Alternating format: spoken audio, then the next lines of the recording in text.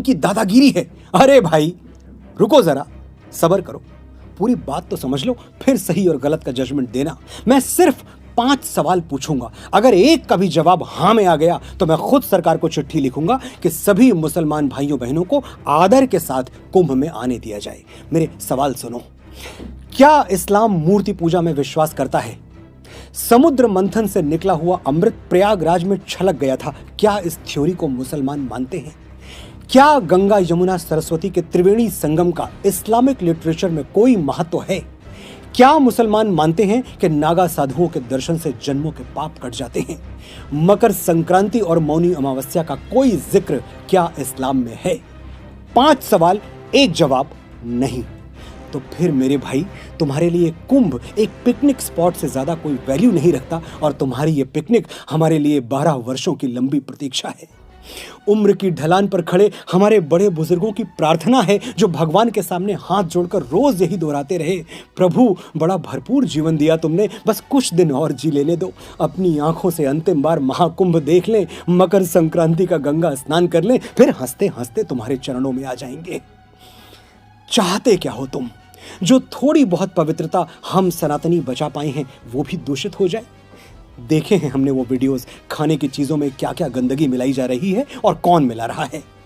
हमारे बाबा थे, 90 साल की उम्र में भी अपना खाना खुद बनाते थे। घर में 4 बहुएं थीं, कहती हम बना दें बाबा, अलग चूल्हे पर बना देंगे। बाबा हंस के कहते नहीं बिटिया, किसी और के बनाए हुए पर विश्वास नहीं होगा, मन तभी मानेगा जब खुद बनाएंगे। ऐसा पवित्र और सैद्धांतिक जीवन जीने वालों को मरते मरते क्या हम किसी का जूठा खिला दें? जिस गंगा के जल में डुबकी लगा के वो निष्पाप होने आए हैं, उसी जल से शुद्धता का विश्वास छीन ले? लिबरल बनने के लिए, 4 सूडो सेकुलर दोस्तों में वाहवाही लूटने के लिए हम अपने साधु संतों, ऋषियों, मुनियों और बड़े बूढ़ों की तपस्या खतरे में डाल दें? क्षमा कीजिएगा, हमसे नहीं हो पाएगा। हम इतने कट्टर तो नहीं हैं कि तुम्हारी तरह मक्का के बाहर साइन बोर्ड लगा दें, मक्का ओनली फॉर मुस्लिम्स।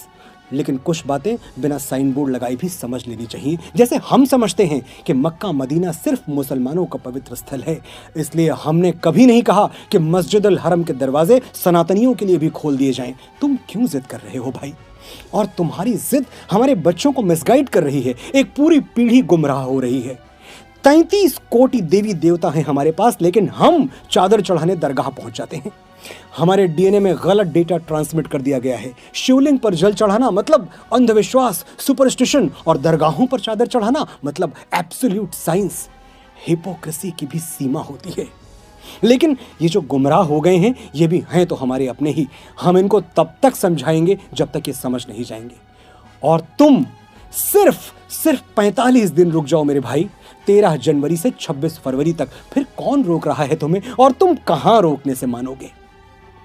हर साल रामनवमी, दशहरा, दुर्गा पूजा हम हाथ जोड़ के विनती करते हैं, हमारी शोभा यात्राएं अपने इलाके से शांतिपूर्वक निकल जाने दो। तुम कहां मानते हो? तुम्हारी छतें पत्थर उगलने लगती हैं। लेकिन महाकुंभ दुर्लभ है, ये अवसर हमें अगले 12 साल तक नहीं मिलेगा, इसलिए ना हम कोई चांस लेंगे और ना किसी की सेकुलर बकवास सुनेंगे।